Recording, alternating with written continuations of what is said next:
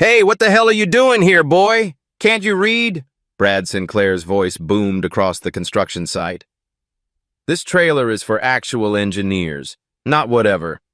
This is. He gestured dismissively at Jamal Washington, then dramatically stepped sideways to physically block the trailer entrance. Brad's four colleagues snickered behind him. One muttered, "Probably can't even spell structural engineering." Jamal stood perfectly still, work tablet in hand, expensive leather portfolio tucked under his arm. His safety vest bore the same company logo as the others, yet Brad treated him like contamination. "The maintenance shed is over there by the dumpsters," Brad continued, pointing with exaggerated slowness as if speaking to a child. "That's more your skill level." 20 construction workers had stopped working entirely. Phone cameras emerged from pockets. Have you ever been judged so completely wrong that the truth would destroy everyone who doubted you? The timestamp on Jamal's tablet read 2:47 p.m. In the corner, a small notification blinked. Client arrival, 13 minutes. Brad's confidence grew with his audience. Tyler Moss, a junior engineer with prematurely thinning hair, stepped forward. "Seriously, what are you even doing here? This is a restricted area." "I need to verify the foundation specifications for Section C7, Jamal said quietly, his voice steady despite the circle forming around him. Brad laughed a harsh, grating sound. "Verify? You?" He turned to his colleagues. "Did you guys hear that? He wants to verify our work." The other engineers joined in. Sarah Carter, the only woman in Brad's group, shook her head with theatrical disbelief. "That's rich. What's next? You're going to tell us how to do our jobs?" Jamal extended a work order toward Brad.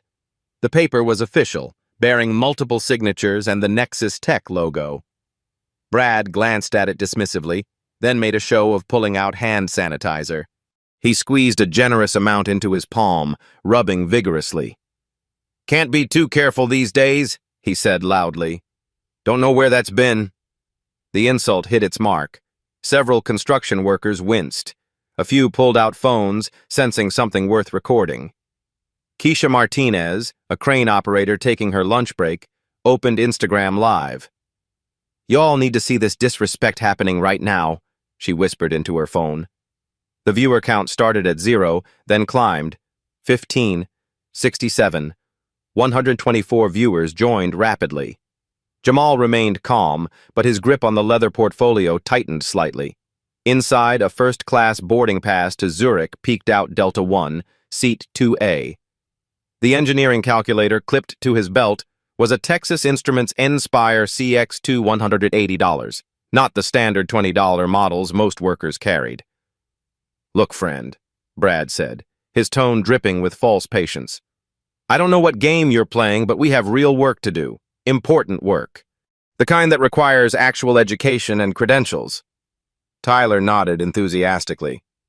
"Yeah, like degrees from real universities. Not some community college certificate." "MIT, Jamal said quietly. "What?" Brad cupped his ear mockingly. "I said MIT. The engineers exchanged glances. Sarah rolled her eyes. "Sure you did, buddy. And I went to Harvard." "Actually, you went to Cal State Northridge," Jamal said, consulting his tablet. "Class of 2019, 3.2 GPA. Your senior thesis was on sustainable concrete mixtures." Sarah's face flushed. "How do you—" "Public records, professional licensing database. Your PE application is online." The circle grew tighter. More workers gathered, sensing drama. Keisha's livestream viewer count hit 347. Comments flooded in. "This is getting wild. Why are they treating him like that? White privilege in action." Site manager Dave Henley emerged from the main office trailer, clipboard in hand. He was a thick-set man in his 50s, with permanently sun-weathered skin and the tired expression of someone managing too many moving parts. "What's the commotion here?" Dave asked, then spotted Jamal. His face immediately shifted to annoyance. "Jamal, what's the problem now? These gentlemen are trying to work." The assumption was instant and obvious. Jamal was the problem, not the solution. "No problem, Dave," Jamal replied evenly. "Just trying to access the engineering documents for Section C7. There's a potential issue with the foundation depth calculations." Brad stepped forward aggressively. "Dave, this guy is disrupting our workflow. He's claiming he needs to verify our engineering work. Can you believe that?" Dave's expression hardened. "Jamal, you're maintenance staff. You don't verify anything. These are licensed professional engineers. They know what they're doing." "Actually," Jamal began. "Actually nothing," Dave cut him off. "You're out of line, way out of line." Tyler smirked. Maybe he should stick to fixing toilets and leave the thinking to us. The comment drew nervous laughter from Brad's group, but the construction workers weren't laughing. Several shook their heads in disgust. A few more phones appeared, recording angles. Keisha's live stream exploded. Viewer count, 891, 1,205, 1,847. The comments section moved too fast to read. "Call them out. This is exactly what's wrong with America. Get his name. Get all their names." Jamal opened his leather portfolio and pulled out a small notebook. He began writing calmly, documenting names, times, exact quotes. His handwriting was precise, methodical. "What are you writing?" Brad demanded. "Notes." "Notes about what?" "This conversation. For the record." Brad's confidence faltered slightly. "What record? Are you threatening us?" "I'm documenting discrimination in the workplace. California Labor Code Section 1102.1. Federal contract compliance issues, standard procedure." The legal terminology hung in the air. Dave looked uncertain for the first time. The engineers exchanged worried glances. Jamal's tablet chimed.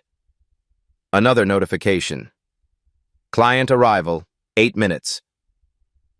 In the distance, black town cars approached the site entrance. 3 vehicles, moving with purpose. Through the windshield of the lead car, a woman in an expensive suit spoke rapidly into her phone. But none of the engineers noticed. They were too focused on the man they'd already decided didn't belong. "Look," Dave said, trying to regain control. "I don't know what your angle is here, Jamal, but this stops now. Get back to your assigned area or go home. Your choice." Jamal closed his notebook with deliberate precision. He looked around the circle of faces, some hostile, some uncertain, others openly filming the confrontation. "My assigned area," he repeated slowly, "is Section C7, Foundation Integrity Review, Priority 1. The timer on his tablet continued counting down. 7 minutes, 23 seconds. The black town cars were closer now, their tinted windows reflecting the afternoon sun. But Brad's attention remained fixed on Jamal, his engineering pride wounded by the challenge. "Priority 1? Brad's voice rose. "Who the hell do you think you are giving priorities around here?" Keisha's live stream viewer count hit 2,847. Her whispered commentary kept pace with the drama.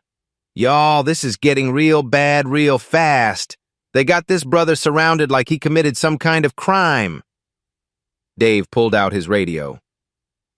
"Security to Engineering Trailer 3. We have a situation." The word situation carried weight. On construction sites, situations meant delays. Delays meant money. Money meant corporate attention, the kind nobody wanted. Tyler stepped closer to Jamal, emboldened by Dave's radio call. "You know what I think? I think you're some kind of activist, one of those troublemakers looking to cause problems." "Yeah," Sarah added. "Probably trying to set us up for some lawsuit or something. That's why he's taking notes." The construction workers formed a loose outer circle now, their interest palpable. This wasn't just workplace drama, this was the kind of confrontation that revealed character. Phones recorded from multiple angles, creating a digital jury of witnesses. Marcus Rodriguez, a veteran foreman with 20 years on construction sites, shook his head in disgust. "This ain't right," he muttered to his crew. But he kept his voice low. Speaking up could mean problems with management, and he had bills to pay. Jamal's tablet chimed again. "Client arrival, 5 minutes, 12 seconds. "What keeps beeping on that thing?" Brad demanded. "Notifications." "Notifications from who?" Jamal didn't answer.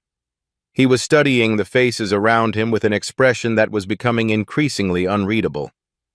The expensive calculator on his belt caught the light. The leather portfolio under his arm bore subtle gold initials, JW, PhD, but nobody looked closely enough to read them. Two security guards approached Jorge Martinez and Tony Williams, both in their 40s, both looking like they'd rather be anywhere else. Site security meant managing drunken workers and equipment theft, not whatever this was becoming. "What's going on, Dave?" Jorge asked.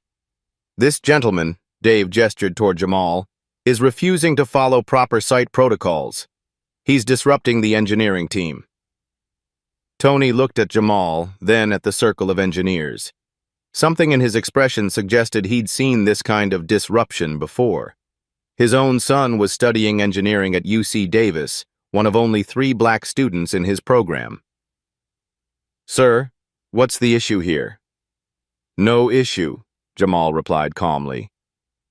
"I'm performing my assigned duties, reviewing foundation specifications for Section C7.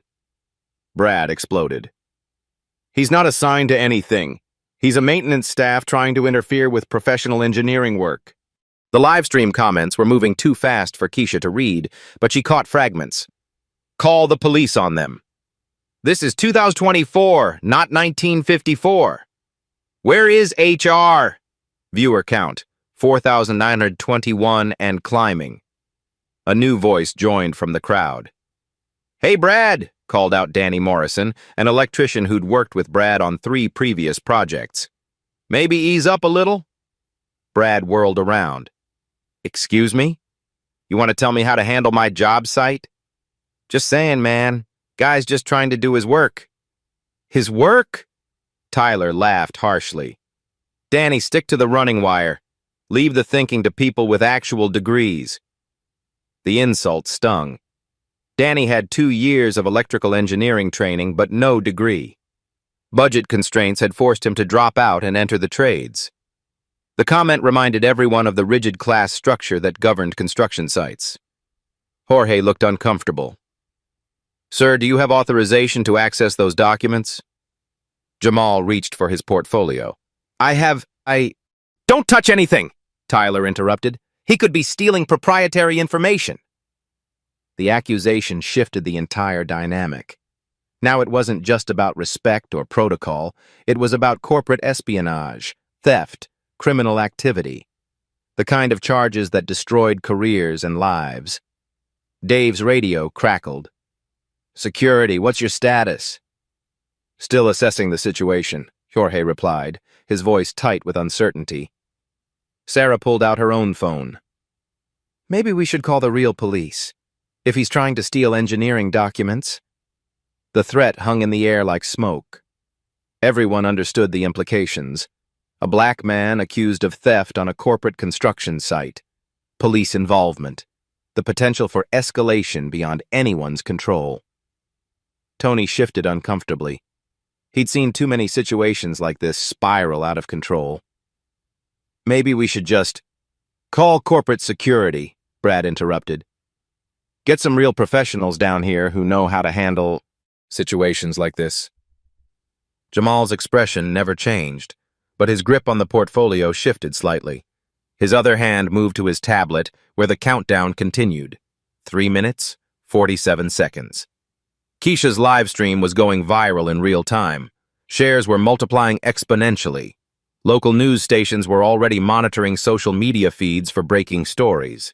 The viewer count hit 6,789. "You know what?" Brad said, his voice gaining dangerous confidence. "I think we should definitely call the cops. This whole thing smells fishy. Guy shows up claiming to be some kind of engineer, trying to access classified documents, taking notes on everyone. That's not what's happening here, Jamal said quietly. Oh, it's not? Tyler stepped forward aggressively. Then what is happening? Because from where I stand, it looks like some maintenance worker got ideas above his station and decided to cause trouble for his betters. The word betters landed like a slap.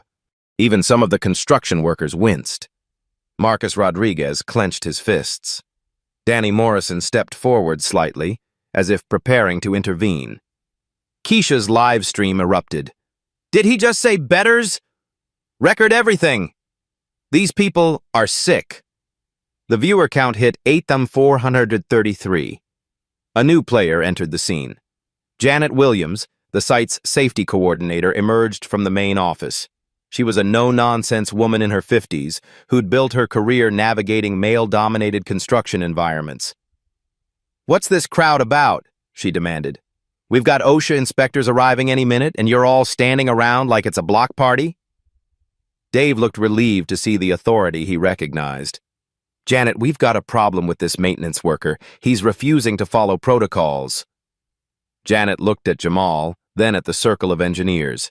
Her expression was unreadable, but her experience told her something wasn't adding up. Maintenance workers didn't carry leather portfolios or expensive calculators.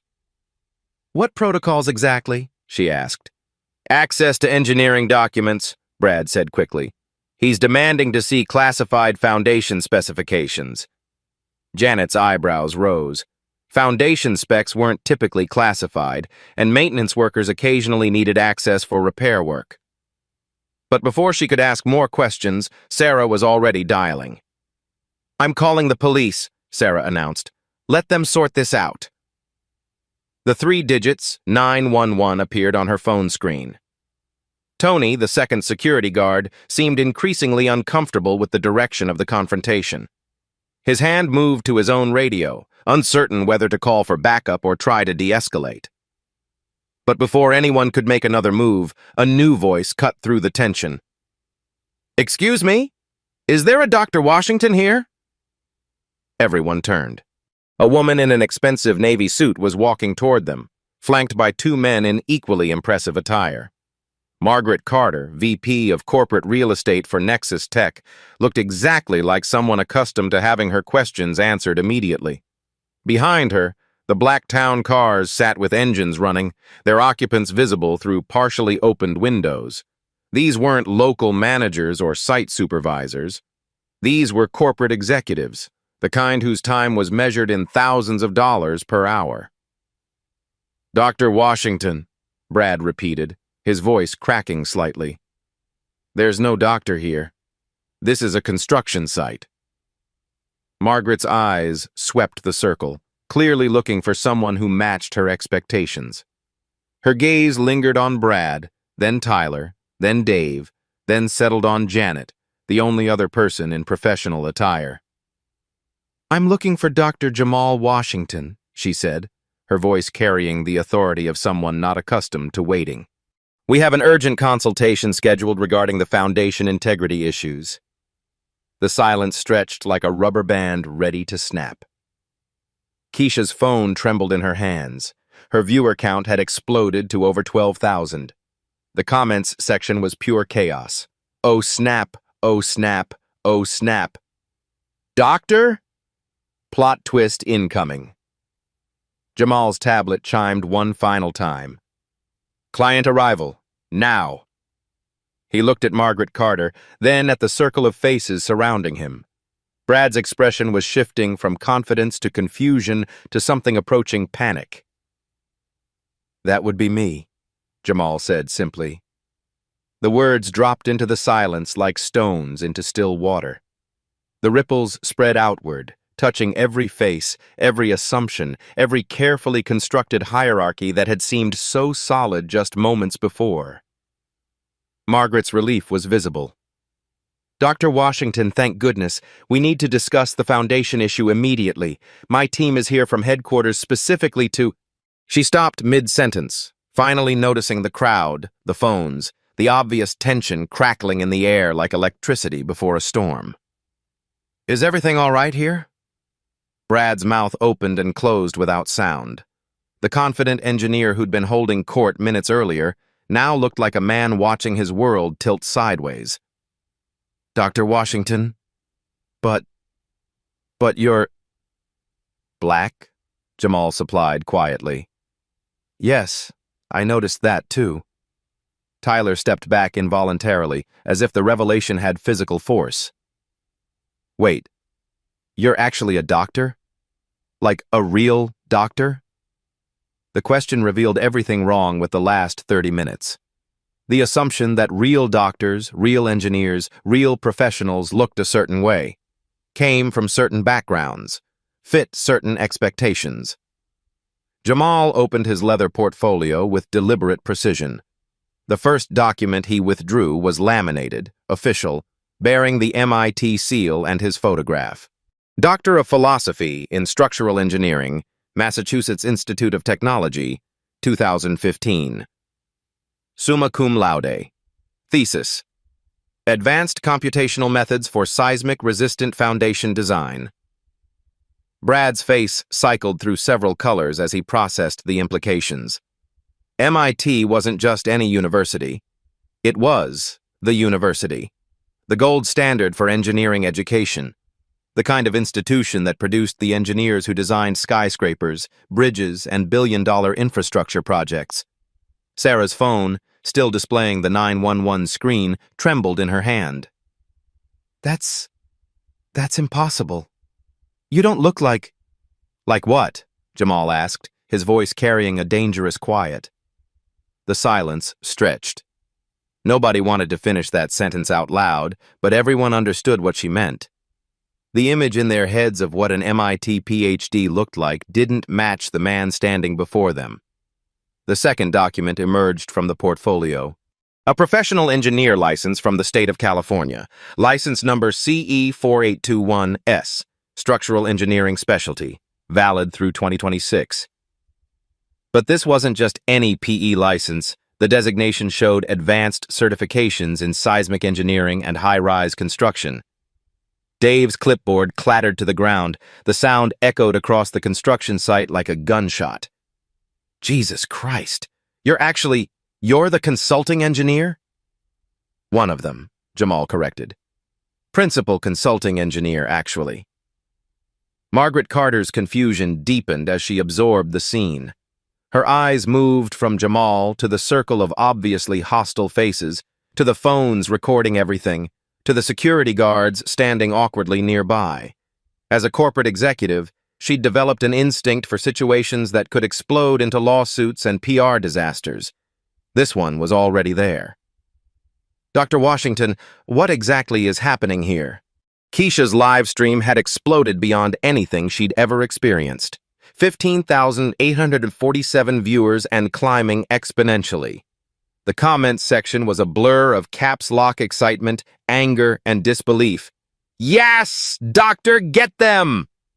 MIT PhD, period T. These racists bout to get fired. I'm screaming this is insane. Somebody better lose their job." Local news stations were already monitoring the feed. Social media managers at major corporations were taking notes, preparing crisis response strategies for their own companies. This was the kind of viral content that destroyed careers and changed corporate policies overnight. Jamal pulled out a third document, business cards, pristine and professional. Washington Structural Solutions, LLC. Dr. Jamal Washington, PE, Principal Engineer. The company logo was subtle but expensive, the kind of design that suggested serious money and serious connections. The address listed was in downtown San Francisco, the prestigious financial district where only successful firms could afford office space. "I've been trying to explain," Jamal said, handing a card to Margaret, "that Section C7 has critical foundation depth miscalculations. The current specifications will result in differential settling within 18 months of occupancy." Margaret's face went pale. Differential settling wasn't just an engineering problem, it was a legal nightmare. Buildings that settled unevenly cracked. Cracked buildings meant lawsuits. Lawsuits meant millions in damages and destroyed reputations. Differential settling? How much differential settling?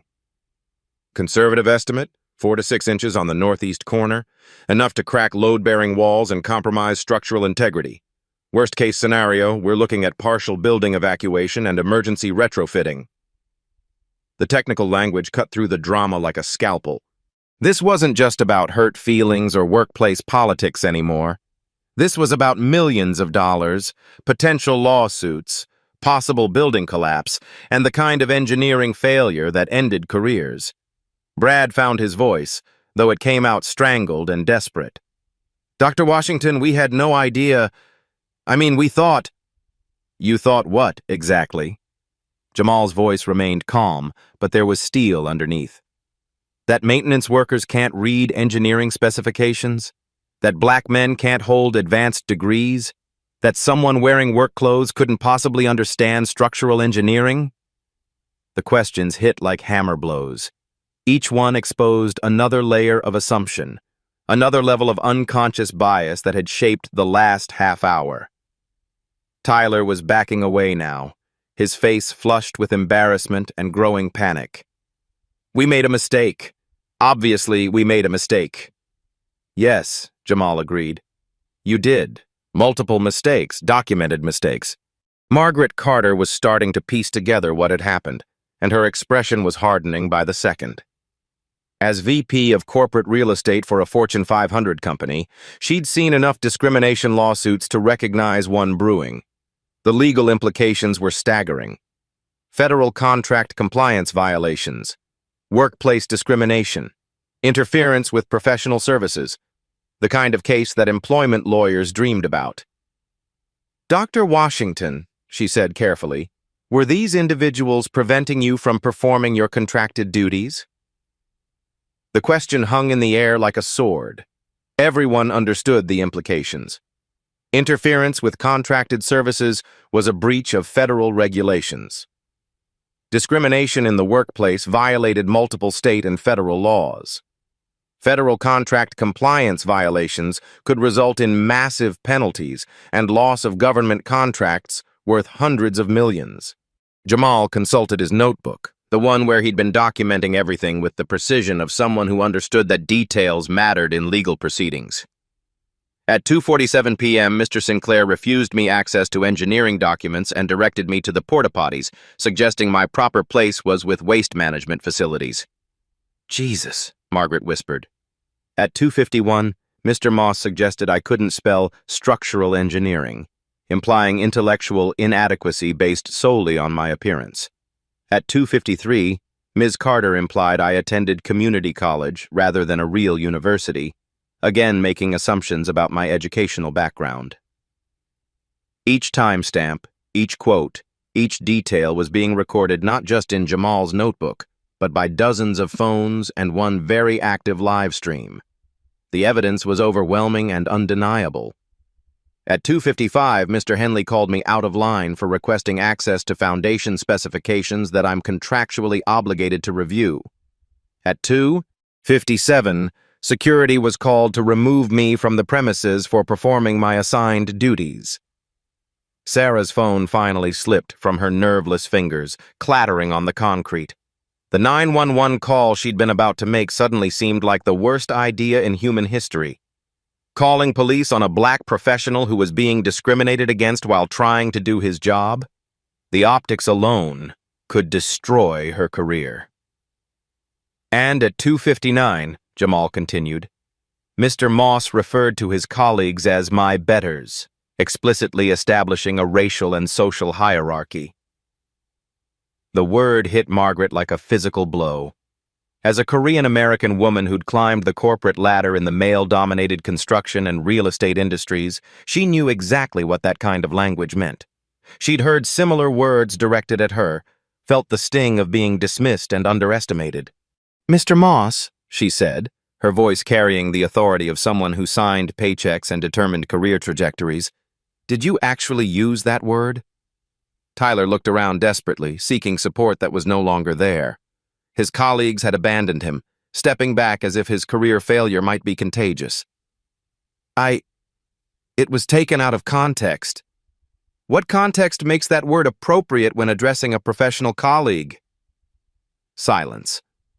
The kind of silence that answered everything. Jorge, the security guard, was slowly realizing how badly this could go for everyone involved. His radio crackled. "Security? Status report?" Situation resolved," he replied weakly. But nothing was resolved. If anything, the revelation had made everything infinitely worse. What had started as workplace discrimination was now documented, viral, and legally actionable. Janet Williams, the safety coordinator, had been watching with growing horror. As one of the few women in site management, she understood workplace dynamics better than most. "Dave," she said quietly, "do you understand what just happened here?" Dave looked like a man who'd just watched his career explode in real time. 23 years in construction management, and it might all end because he'd made assumptions about a black man in work clothes. "Janet, we didn't know." "That's the problem," she replied. "You didn't know, but you acted anyway. You made decisions based on appearances instead of facts." Margaret was pulling out her own phone now, but not to call 911. She was calling corporate legal, the employment law specialists who handled discrimination cases and federal compliance issues.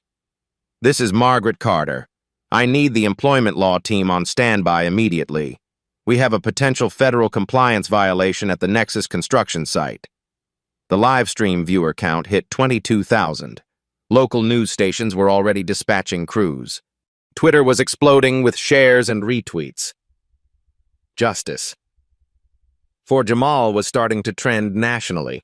Corporate communications teams across Silicon Valley were taking notes, updating their crisis management protocols. But Jamal wasn't finished. He had one more revelation that would change everything. "Ms. Carter," he said, addressing Margaret directly, "I need to inform you that this incident has been live-streamed to over 20,000 viewers and recorded by multiple witnesses. But more importantly, I need you to understand the full scope of the foundation problem." He opened his tablet, displaying detailed engineering schematics that made Brad's team look like amateurs. "The differential settling I mentioned? It's not just Section C7. The entire northeast quadrant of the building is compromised. We're looking at potential structural failure that could affect the safety of 300 future occupants." Margaret's phone call paused mid-dial. This wasn't just about discrimination anymore. This was about life and death. Margaret Carter's phone buzzed with an incoming call. The caller ID showed legal priority line. She answered immediately, putting it on speaker without thinking. "Margaret, this is Patricia Valdez from Legal.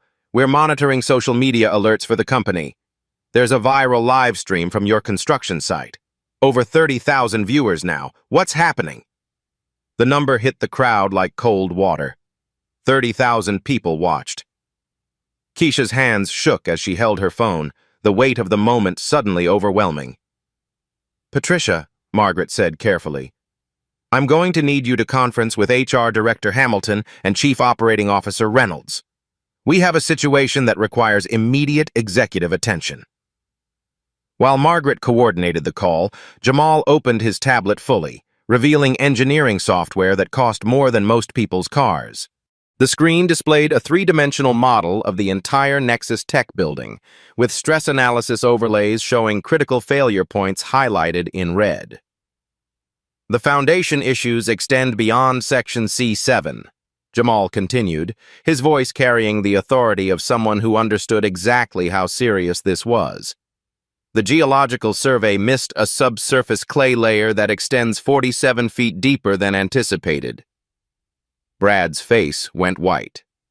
Clay layers meant shifting soil, unpredictable settling, and the kind of engineering nightmare that destroyed buildings and careers. That's impossible. We did comprehensive soil analysis." "Yes, you did," Jamal agreed, swiping to display the original geological report. "But you missed the secondary clay stratum because your bore samples only went to 60 feet. Industry standard for buildings this size is 90 feet minimum. Tyler stepped forward desperately. Dr. Washington, surely we can work together to— Mr. Moss, Jamal interrupted. According to your PE license application, you graduated from Cal Poly San Luis Obispo in 2021. How many high-rise foundation projects have you actually engineered? The question was surgical in its precision. Tyler's experience was limited to residential projects and small commercial buildings. Nothing approaching the complexity of a 12-story tech headquarters. That's not relevant. It's extremely relevant. This building will house 347 employees. The total construction value is $847 million. The liability exposure if the foundation fails is approximately $2.3 billion in damages, plus potential manslaughter charges if anyone dies in a collapse. The numbers hit like physical blows. Margaret's conference call was connecting, and she could hear voices joining the line people whose decisions would determine careers and corporate futures. Margaret Carter here. I'm on site with Dr. Jamal Washington, our principal consulting structural engineer. Dr. Washington, can you brief the executive team on the situation? Jamal's voice carried across the construction site with calm professionalism. Good afternoon. We have two critical issues that require immediate attention. First, a foundation engineering problem that threatens building safety. Second, a documented pattern of workplace discrimination that has prevented me from addressing the engineering issue. Patricia Valdez, Chief Legal Counsel. Dr. Washington, what exactly happened regarding the discrimination? Jamal consulted his notebook again. At 2:47 p.m., I was prevented from accessing engineering documents by site personnel who assumed, based on my appearance, that I was maintenance staff rather than the contracted consulting engineer. The interaction was recorded by multiple witnesses and live-streamed to over 30,000 viewers. Sarah Carter looked like she wanted to disappear into the concrete. Her earlier threat to call police on a black professional was being broadcast to a national audience. Dr. Washington, came a new voice from the speaker. This is COO Reynolds. What's your assessment of the legal exposure? Significant. California Labor Code 1102.1 covers workplace discrimination. Federal Contract Compliance Regulations under Executive Order 11246 apply to all government contractors. Nexus Tech holds $340 million in federal contracts that could be jeopardized by discrimination violations. The silence from the phone was deafening. $340 million in federal contracts represented nearly 15% of Nexus Tech's annual revenue. Margaret pulled out her laptop, accessing internal databases in real time. Dr. Washington, I'm looking at your contract now. Washington Structural Solutions holds our primary engineering consultation agreement, valued at $23.4 million over 3 years. Correct.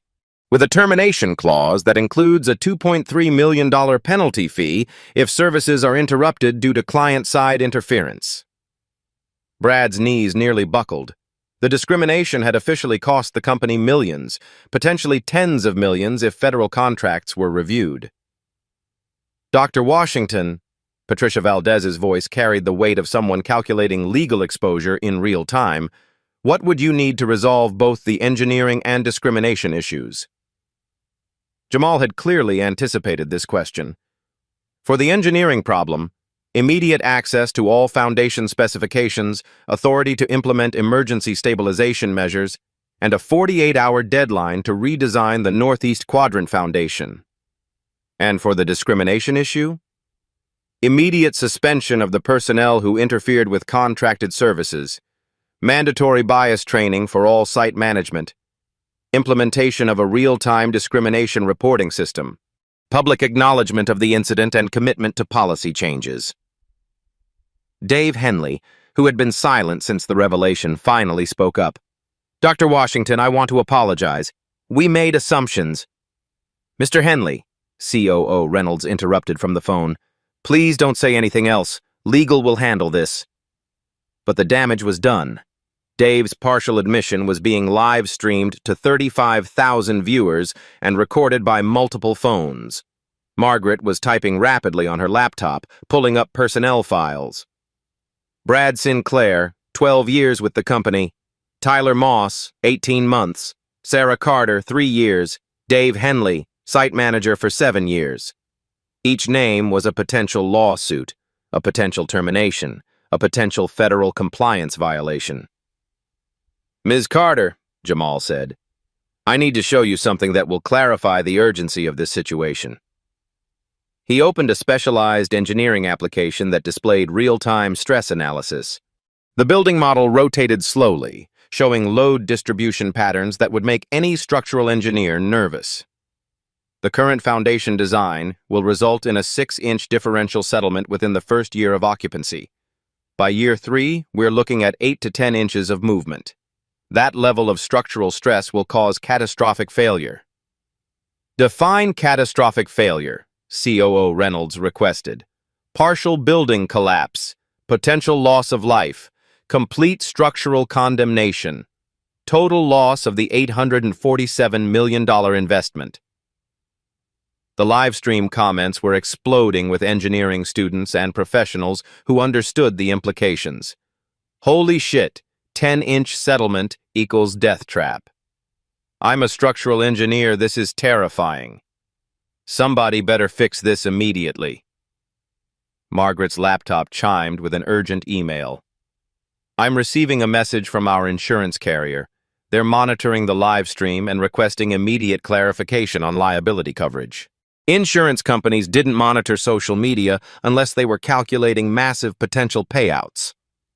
Dr. Washington, Patricia Valdez said, if we agree to your terms, what's your timeline for resolving the foundation issue? 48 hours for emergency stabilization, 6 weeks for complete foundation redesign, 3 months for implementation.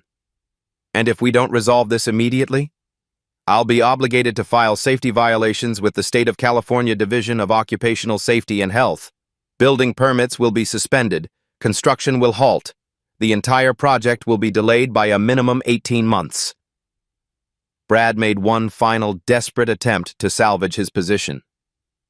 Dr. Washington, surely we can work as a team. Mr. Sinclair, Jamal replied with ice-cold professionalism, you called me boy and directed me to the porta-potties. You questioned my right to access engineering documents and suggested I was theft. There is no team here, team. The finality in his voice was absolute. Brad's career was over, and everyone knew it. Margaret's phone buzzed with another urgent call. This is our stock analyst. The live stream is affecting our share price. We've dropped 2% in the last 10 minutes. 2% of Nexus Tech's market capitalization was approximately $180 million. The discrimination had officially cost more money than anyone could calculate. Dr. Washington, COO Reynolds said, we accept your terms. Full authority to address the engineering issues. Immediate personnel actions regarding the discrimination. Whatever you need. I'll need that in writing. Contract amendment. Legal signatures. Full indemnification for project delays caused by the discrimination. You'll have it within the hour. Jamal closed his tablet with satisfaction. Then let's get to work. We have a building to save. Within 2 hours, the corporate machinery of justice moved with ruthless efficiency. Margaret Carter's laptop displayed termination letters, suspension notices, and policy changes that would reshape how Nexus Tech operated. Brad Sinclair, Margaret announced to the assembled crowd, effective immediately, suspended without pay, pending full investigation, professional engineer license under review by the California Board of Professional Engineers and Land Surveyors. Brad stood frozen, still processing how completely his life had changed in a single afternoon. 12 years with the company, gone. His PE license, the foundation of his career, under official scrutiny. The discrimination wasn't just a workplace issue, it was a professional ethics violation that could end his engineering career permanently. Tyler Moss, terminated immediately for discriminatory conduct and violation of federal contract compliance standards. Tyler had already started walking toward the parking lot, his company hard hat abandoned on a concrete barrier. At 26, he'd have to explain this termination to every future employer. In the tight-knit engineering community, word traveled fast. Sarah Carter, mandatory 40-hour bias training, formal reprimand, 6-month probationary status. Sarah nodded numbly. She understood she was lucky to keep her job. Her near miss with calling police on Jamal could have destroyed her career entirely. Dave Henley, removed from site management, reassigned to office coordination pending completion of management sensitivity training. Dave accepted his demotion silently. 23 years in construction management, and he'd have to rebuild his reputation from scratch. Keisha's live stream had reached 47,000 viewers. The comments section celebrated each announcement. Justice served. By Brad. This is how you handle racism. But the personnel changes were just the beginning. Dr. Patricia Valdez had worked with corporate policy specialists to implement systematic reforms that would prevent future incidents. Effective immediately, Margaret continued, Nexus Tech is implementing the Respectful Workplace Initiative 2024. All construction sites will have mandatory bias training before personnel can access secure areas. Janet Williams, the safety coordinator, stepped forward with a tablet displaying the new protocol.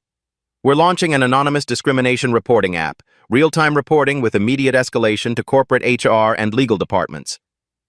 The app was already live, developed by Nexus Tech's internal software team in record time. Workers could report incidents instantly, with automatic documentation and corporate notification. Monthly diversity audits will be conducted on all construction sites, Margaret added. Zero-tolerance policy with automatic termination for discriminatory conduct. Jamal had spent the previous hour in the engineering trailer, working with supernatural focus to address the foundation crisis. His solution was elegant, innovative, and expensive, but it would save the building.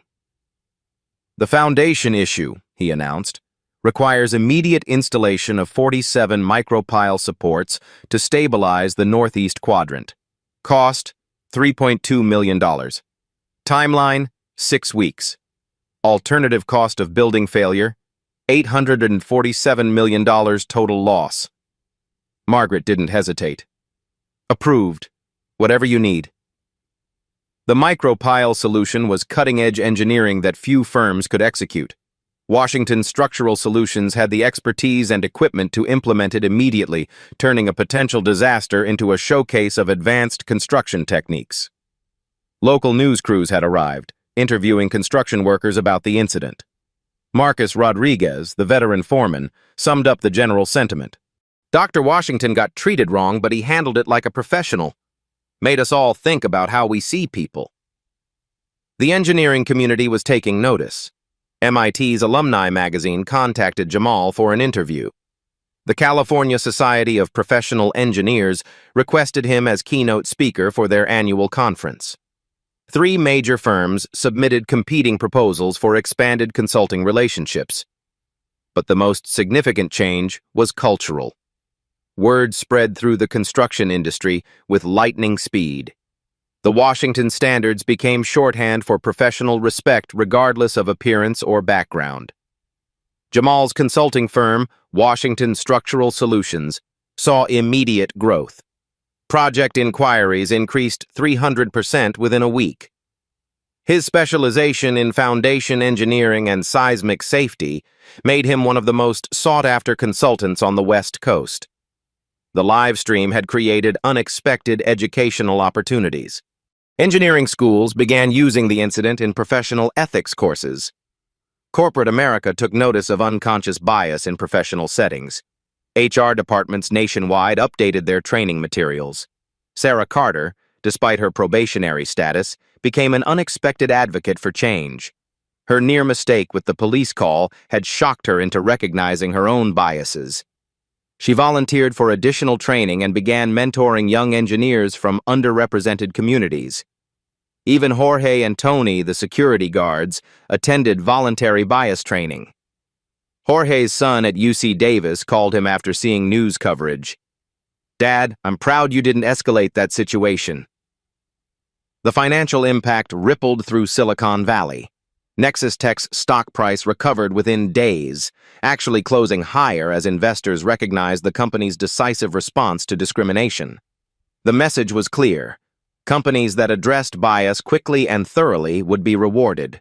Jamal established a scholarship fund for minority engineering students, funded by his increased consulting revenue. The Washington Excellence Scholarship provided full tuition support for students pursuing structural engineering degrees. 3 months later, the Nexus Tech building stood as a monument to both engineering excellence and workplace justice. The Micropile Foundation system became a case study in innovative problem-solving. The discrimination response became a template for corporate America. 6 months after that pivotal afternoon, Dr. Jamal Washington stood before 300 engineering students at Stanford University, delivering the keynote address for the National Society of Black Engineers Conference. The auditorium was packed, with overflow crowds watching via live stream, a fitting medium for a story that had started with social media. Excellence, he told the audience, has no color, but ignorance has consequences. The Nexus Tech building had become a symbol of both engineering innovation and social progress. The Micropile Foundation system Jamal designed was featured in engineering journals worldwide. More importantly, the Washington Standards for Workplace Respect had been adopted by construction companies across 3 states. His consulting firm now employed 12 engineers, with offices in San Francisco, Los Angeles, and Seattle. The discrimination that was meant to diminish him had instead amplified his voice and expanded his influence. Keisha Martinez had parlayed her viral live stream into a career in social justice journalism. Her documentation of the incident became a textbook example of citizen journalism's power to create change. She still worked as a crane operator, but now also hosted a weekly podcast called Construction Truth, highlighting workplace equality issues. The ripple effects continued spreading through real-life stories across America. Corporate diversity training programs referenced the incident. Law schools used it as a case study in employment discrimination. Engineering ethics courses analyzed the professional obligations that were violated and upheld. Brad Sinclair had found work as a junior engineer at a small residential firm, his career permanently altered. The California Board of Professional Engineers had issued a formal censure, requiring additional ethics training before license reinstatement. The consequences were real, lasting, and deserved. Tyler Moss had left engineering entirely, working in his family's restaurant business. Sometimes consequences redirect lives toward better paths. Sarah Carter had emerged as an unexpected advocate for change. Her mandatory training had evolved into voluntary leadership in diversity initiatives. She'd become living proof that people could recognize their biases and choose growth over defensiveness. Margaret Carter received a promotion to senior vice president, partially based on her decisive handling of the discrimination crisis. Nexus Tech's employee satisfaction scores had improved dramatically, and their federal contracts had been renewed without question. The touching stories weren't limited to individual transformations. The incident had sparked conversations in living rooms, classrooms, and boardrooms across America. Children asked their parents about fairness and assumptions. Students challenged their professors about bias in technical fields. Executives examined their hiring practices and workplace cultures. Black stories like Jamal's resonated because they revealed universal truths about dignity, respect, and the power of competence to overcome prejudice. The live stream had become required viewing in some corporate training programs, a stark reminder that assumptions could destroy careers and companies. Engineering schools reported increased enrollment among students of color, inspired by seeing a black professional triumph through intelligence rather than confrontation. The scholarship fund Jamal established had already supported 47 students pursuing engineering degrees. The foundation of the Nexus Tech building remained perfectly stable, a testament to expertise over assumption.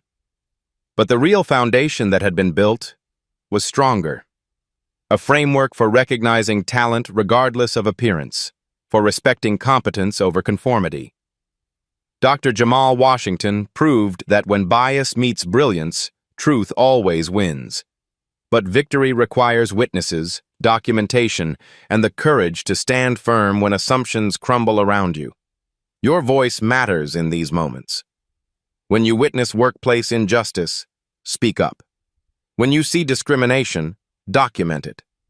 When competence is questioned based on appearance, demand evidence over assumption. Have you experienced similar treatment in your workplace? Share your story in the comments below. Your experience could be the catalyst for someone else's courage. If this story moved you, subscribe to Black Soul Stories for more accounts of triumph over adversity. Hit that notification bell because every week we showcase the brilliance that bias tries to hide. Excellence speaks every language, represents every color, and deserves every opportunity. What will you do the next time you witness injustice trying to silence competence? Share this video. Let the world know that assumptions have consequences, but truth has power. The foundation is strong. The story continues. Your chapter starts now.